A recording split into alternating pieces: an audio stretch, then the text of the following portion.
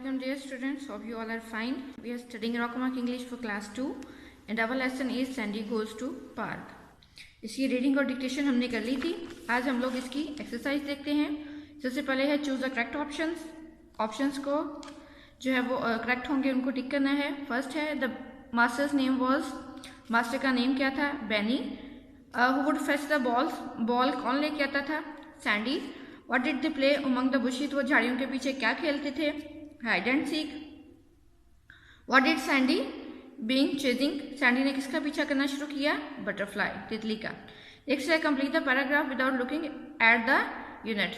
Unit को देखे बगैर आपने ये जो आपके ये दिए हुए हैं वर्ड्स, इनको देख के आपने पैराग्राफ जो है इसको कंप्लीट करना है. देखें, Benny's friend also join them in their game.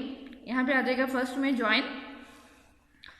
Sometime they played hide and seek among the bushes. Sandy looked like this game. When the other boy could not find Benny, they would ask Sandy to find his master. He would at once show them where Benny was hiding. तो ये आपने यहाँ तक इसको कर लेना है. इसके साथ देखें जी आपके पास आंसर द फॉलोइंग क्वेश्चंस हैं. ये क्वेश्चंस आपने करने हैं. फर्स्ट क्वेश्चन है हु कॉट सैंडी. सैंडी को किसने पकड़ा था?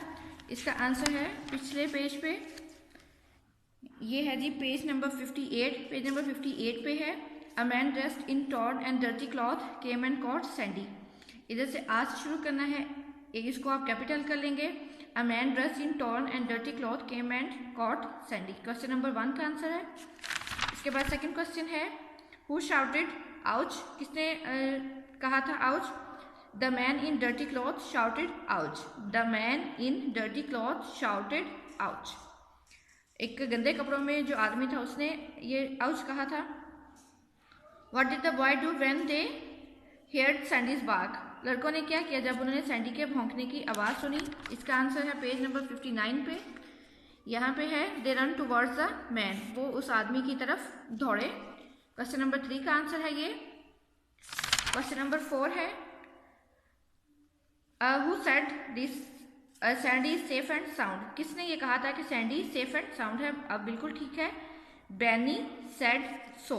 ये बैनी ने कहा था. बैनी सेड सो इसका आंसर है, ये लिखा हुआ है यहाँ पे. ठीक है, क्वेश्चंस आपके हो गए हैं. इसके साथ डी पार्ट है आपका learn the words and there meanings. Word meaning दिए हुए हैं. ये आपने मीनिंग जो है इसको ऑरली याद नहीं करना है. सिर्फ ये आप एक दफ़ा देख लें. इसका मतलब क्या होता है? फैच. इसका क्या मीनिंग है इसके? To get and get something, to go and get something. इसके बाद चेज है, फ्लाई अवे है, शट है, रन अवे. तो ये वाले जो वर्ड्स हैं ये आपने एज अ डिक्टेशन याद करनी है, ऑरली इसको लर्न नहीं करना. तो देखें, आज आपका काम है ऑप्शंस करने हैं आपने.